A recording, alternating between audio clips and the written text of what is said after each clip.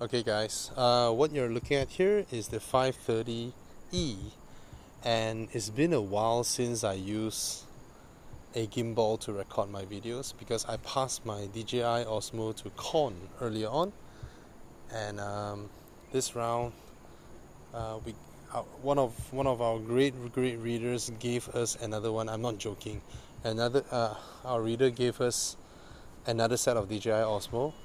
So this now I can go through the car, but I just find it weird because I bought some suspension arm. I don't know whether you feel the visual is going up and down or not. So I'm still learning my way. So if this bounce too much or move around too much, do let me know in the comments. Okay.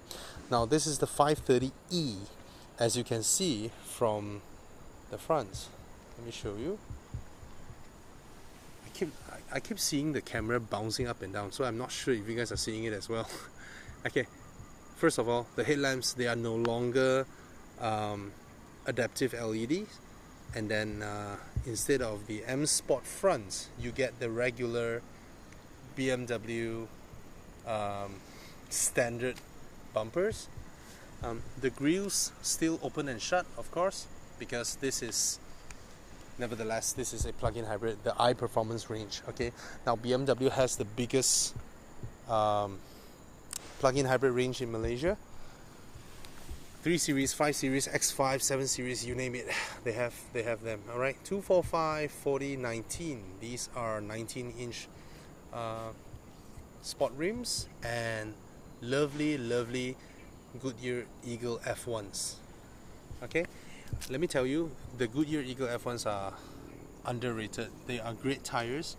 Just because they did not sell you at a very high price, people thought it's not first rated. This to me, the Goodyear Eagle F1 A2 actually beat the Michelin PSS. So look at this boy here. Okay, Goodyear Eagle F1 Asymmetric 3. Okay, if you see RSC, that means it's a run flat. If you see the star there, it means this tire is under BMW's tire assurance. So even if you do not service your car in BMW, but if you want to buy tires, if it's time to buy tires, you can go to BMW and buy them. It is slightly more expensive, but within 2 years, they'll replace your tires for free if anything damages it. Okay. I forgot what they call this anymore, but some people joke that it's called a hockey stick or whatever, but I think that's a very nice design that BMW put in. And look at the car. The car is huge, man. The 5 Series is built off the same platform as the 7 Series, and it's huge. So 530e, you get the reverse camera here. You can kick and let the boot open. Now, there's no load lid, good thing, right? But underneath, as we all know, behind there's the battery. Okay, you have a little shelf compartment here, but overall the boot is a lot smaller than usual sedans of this segment. Okay, as I mentioned in my previous Volvo S90 video, the Volvo's boot is still absolutely big because they house the battery in the center tunnel, because that car was designed from the ground up to be a plug-in hybrid. Okay, so yeah, you get dual tailpipes down here. See that? And now that you look at it, you're like, oh, yeah, man, Bobby, you're right. Those so-called fake pipes actually look good. Okay, so you have the eDrive badge here, denoting this is a plug-in hybrid. BMW is the one who started the shark fin thingy. A lot of brands following now. Everybody follows BMW. What they do? Okay, let's see this part. This is the charging port. So, oh, that's an electric bike sending KFC. So the charging port is housed here. I prefer charging ports that are housed on the front fenders because Mercedes' approach of putting the charging ports at the bumpers, to me, is I don't know, man. I don't agree with that approach because that's where people hit you. Okay, let's come inside the car, shall we? Ooh. Immediately you can tell this has less room than the S90. Okay, I mentioned in my previous video, sorry, my movements are a bit limited because I just sprained my back. Okay, there you go. The S90, yeah, it's a lot more spacious than this boy here, but by no means this is not a spacious car. I mean, by no means this is not a spacious car. It is spacious still. I cannot believe this thing is supposed to balance out the movements of my hand. Did I use it wrongly so that everything seems to be bouncing around? Am I just doing it the wrong way? Because I kind of felt that the whole thing is just bouncing and bouncing and bouncing. So I don't think the footage it will be good in any way because it's just bouncing. I see you guys moving like that. DJI, am I using this wrong, DJI? This thingamajinga thing. Anyway, yeah, my headroom, legroom, there's no reason to say that this car is any less spacious than a 530i, right? They are the same nevertheless. These are manual. I love them. I like them a lot. And B-pillar air conditioning, same as Volvo. So you have B-pillar here, and then here, this is better. So in Volvo, you don't get that. Wait, let me turn you around. Sorry. Let me turn you guys here. I keep looking at the thing bouncing around. So if this video bounces around, I'm gonna screw DJI. Anyway, I love the design. It's just added stuff that I never expected it to be here, but it makes the car look good. Now the leather is the usual Dakota leather that we get in all the BMWs that we buy here, except the 7 Series, which has Napa. Again, like I mentioned, I'll be mentioning the Volvo quite a lot because it's pretty obvious because that car is so well spec. You cannot not mention that car.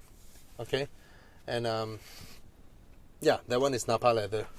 Okay, and of course, when it comes to the interior dashboard, I think this uses higher quality touch points overall than the E-Class, but it's not very far away. It is not too far away from the E-Class, but overall it is slightly better in terms of certain materials. E-Class, I can find certain parts where there's a bit of cost cutting here and there, but in terms of the interior ambience, or if you want to be sophisticated, the interior ambience. I don't speak like that, huh? I just don't. I find it, I just cannot.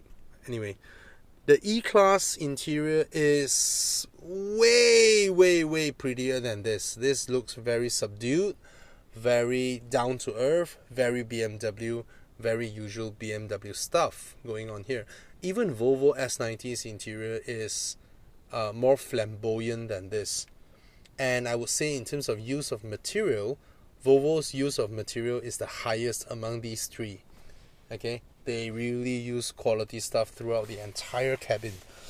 You cannot find a part whereby you feel that, oh, they're cutting costs here. You know, you just can't.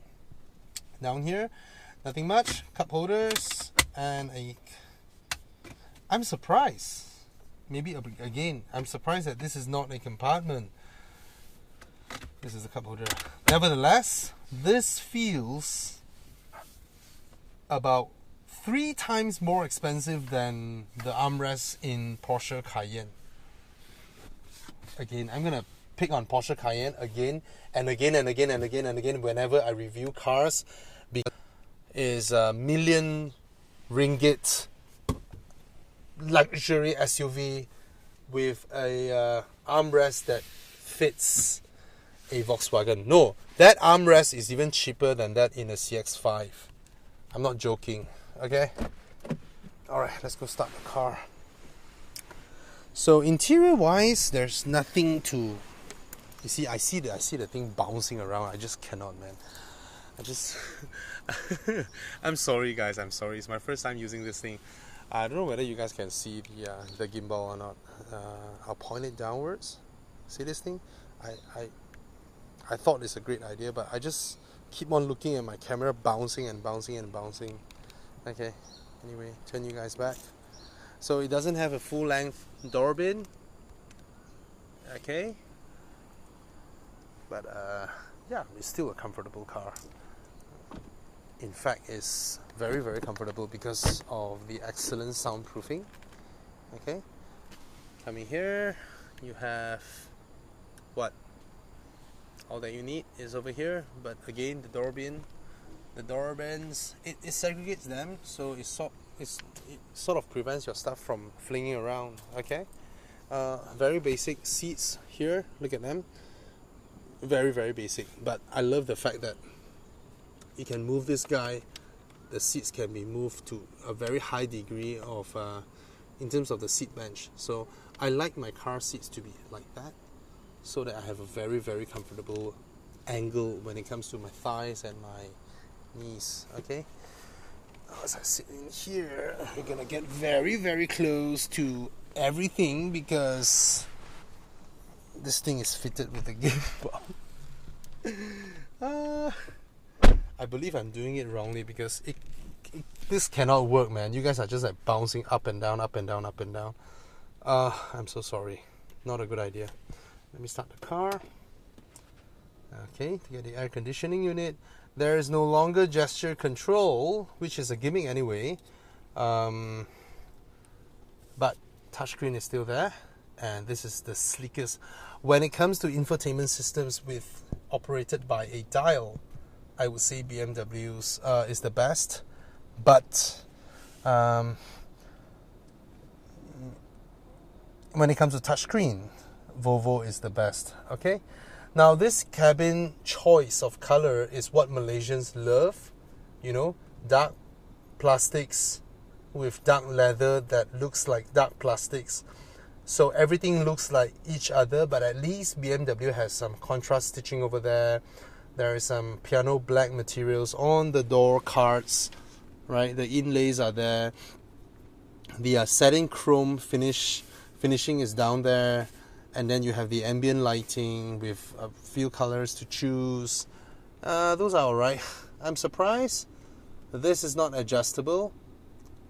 Even in my Audi, which is a 2008 design, you can adjust the first point of the 3-point seat belts. Anyway, there are no sunglass holders. See that?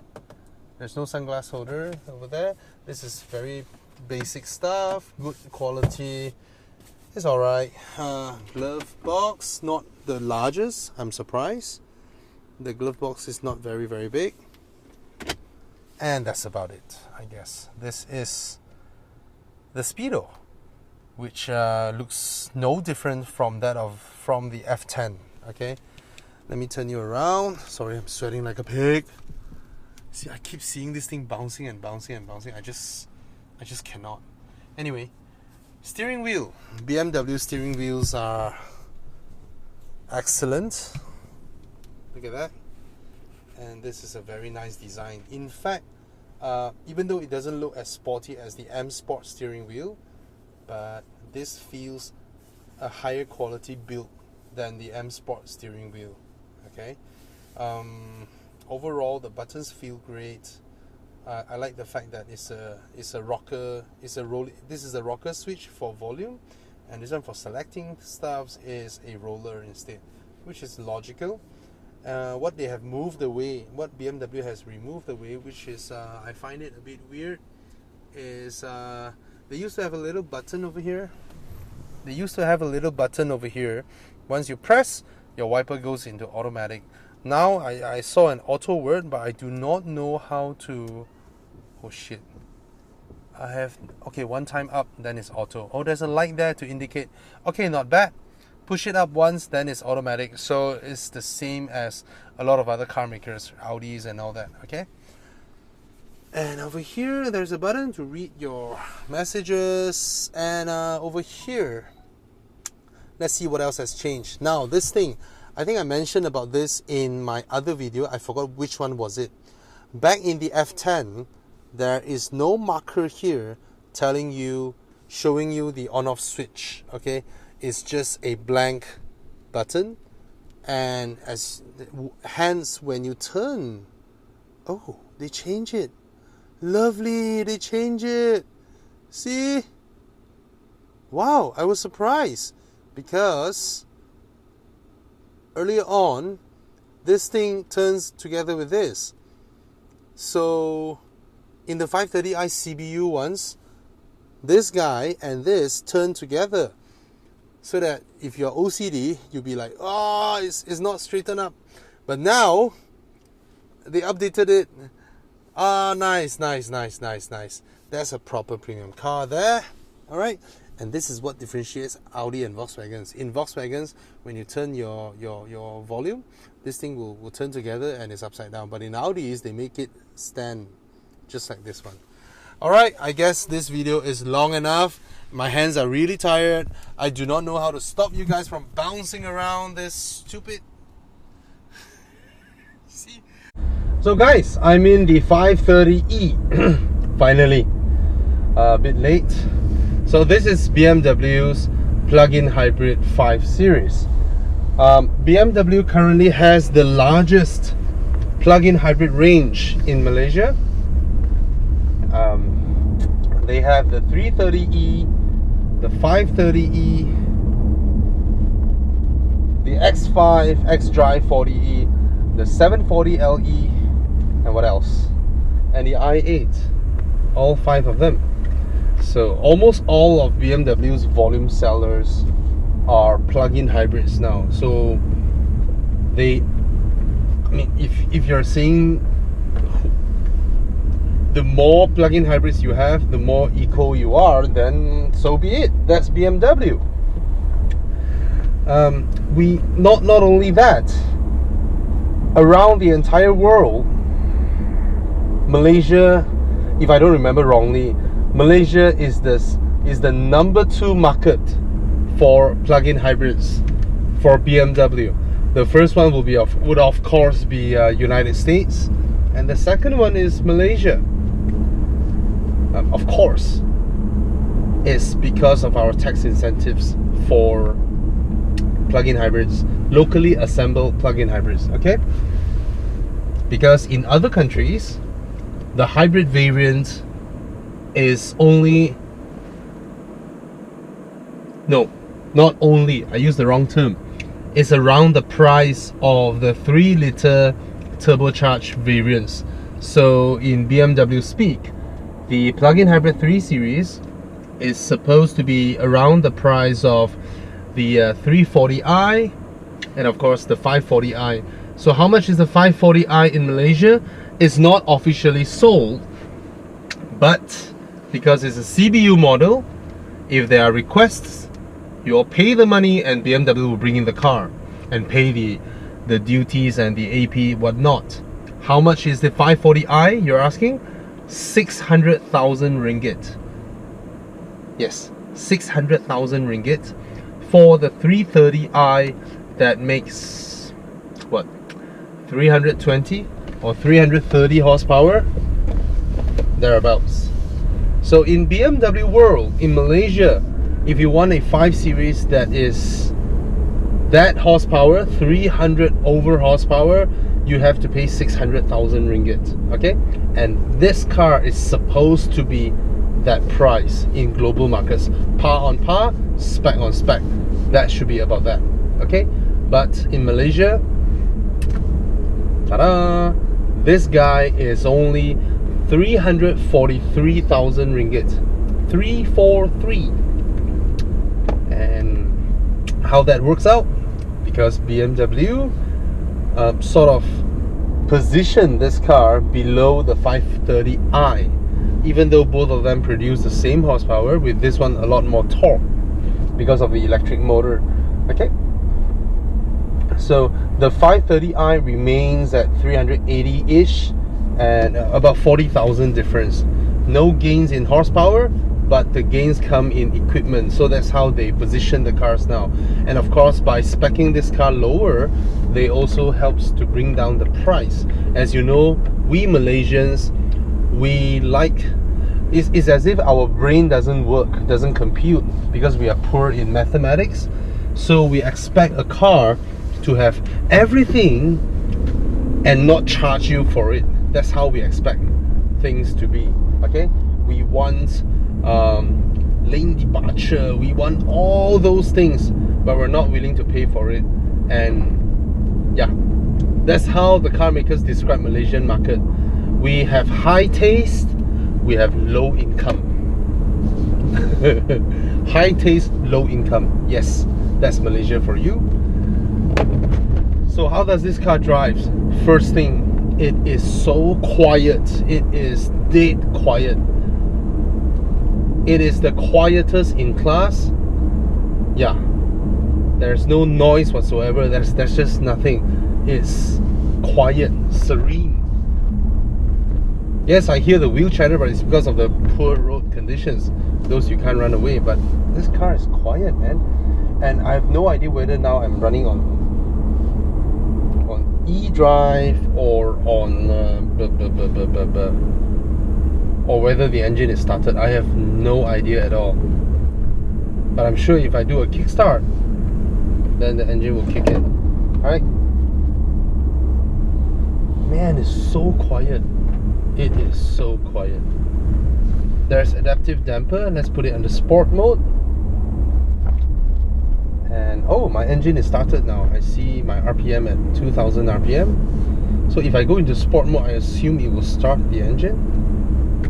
Is there another Sport Plus? No, there's just Sport Individual.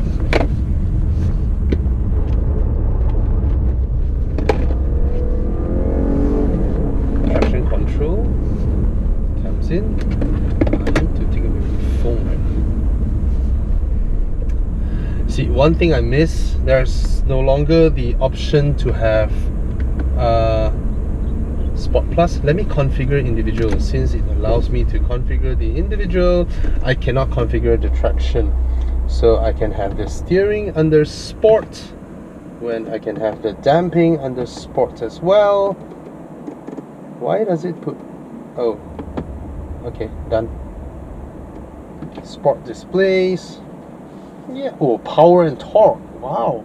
Why is it showing 560 when it doesn't even pull 560?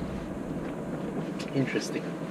Anyway, let's go back to the straight roads. So I have half half the battery power. Sorry if I talk a bit weird because I sprained my back. So somehow that connects with my vocal cord. Anyway, I'm on a standstill now. 1, 2, kick down. Why that lag? Why? Let me go back again. I don't like that lag. And especially given this is a hybrid, it should, by right, it should pull off immediately. I can put under sport. And this is the sportiest I can go now. I'm already in sport. So what specs were cut off from this car? The adaptive LEDs, the heads-up display. Actually, the heads-up display wasn't available in the 530i locally assembled version as well. And you don't get quite a bit of stuff. Oh, it's touchscreen? Oh, it's touchscreen. It's still touchscreen, but there's no gesture control. There's no display key. What else? What else do we miss?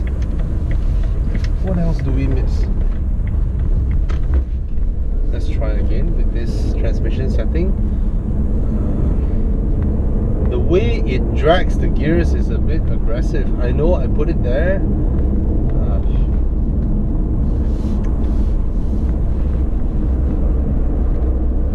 You feel the weight. You feel that weight difference from that of a 530i. Okay, you can feel it. Now, the other two competitors, okay, of this car would be the E350e plug-in hybrid. That one is about 390,000 if I'm not wrong. And of course, Volvo's S90 T8 inscription. Okay, I'm gonna come back to that. Let me make a U-turn first. I feel the heft of this car more than the 530i, seriously.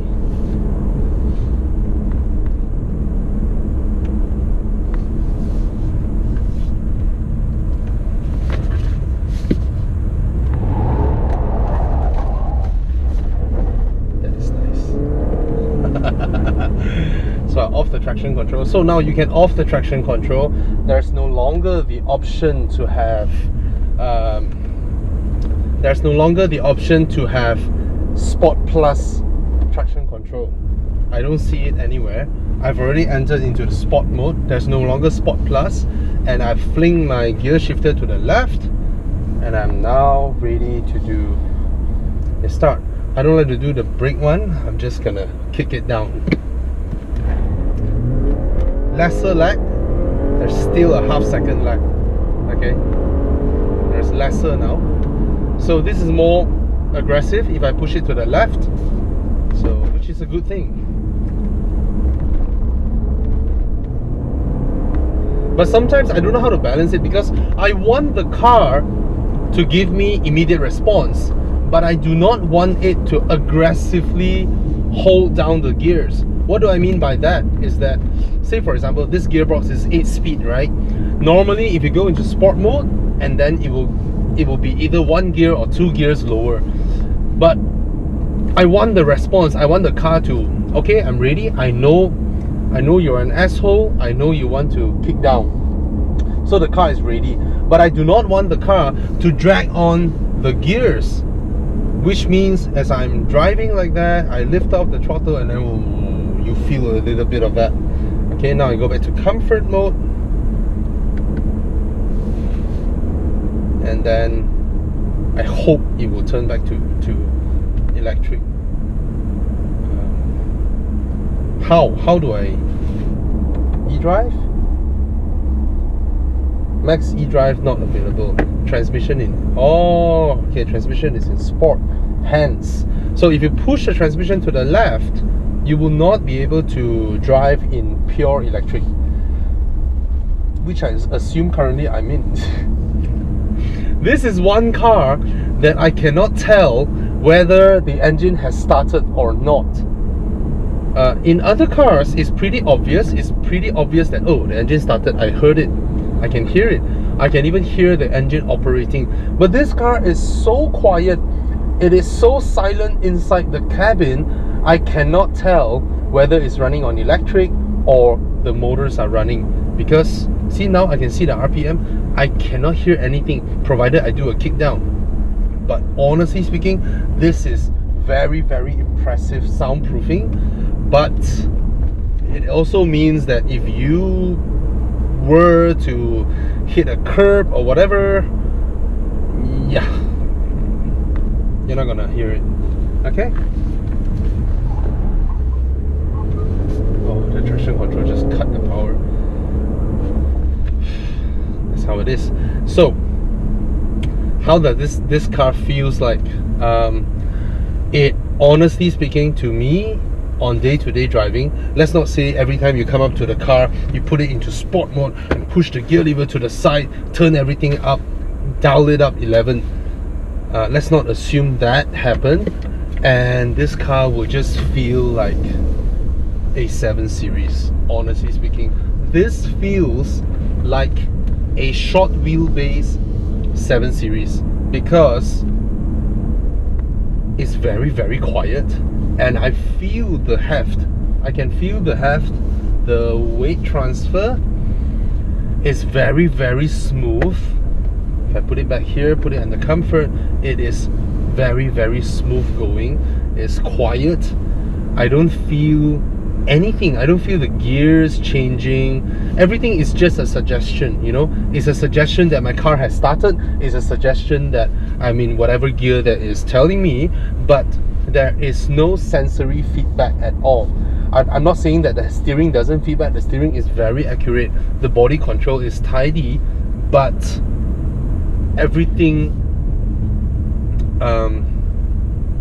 everything is a layer of mattress away, insulating me in supreme comfort. The sitting position is excellent. The visibility is excellent. Again, like my article that says it, I mean, when I wrote the article on the 530i, I gave it a title of authoritative in its pursuit, submissive in its outcome. What do I mean by that? Because when BMW set forth in making the 5 Series, they want to make sure under every quantifiable aspect that they can measure against, they can be measured against any competitor out there. They want to beat everybody, and they succeeded in doing so because the chassis is excellent, the steering is excellent, the soundproofing is excellent, the engine delivery, the gearbox transmission, every single thing. The suspension is, I mean, any one of you who have driven new BMWs, you would have agreed BMW's suspensions are excellent. It's as if they snatched someone from Ford. So BMW achieved every measurable aspect that they set forth to create. But what they have created, when you combine all these things together, it is a car that has to conform to everybody's expectation. You don't find anything special anymore because it is exactly what everybody wanted. So it is as vanilla as it can be, because this is a flavor that will not offend anybody. So that's what it has become. It has become the very expensive premium Toyota Camry from Germany, which means it has become a Lexus or a Toyota Crown, because it does everything so well. I can't find fault. There's no fault. There isn't one.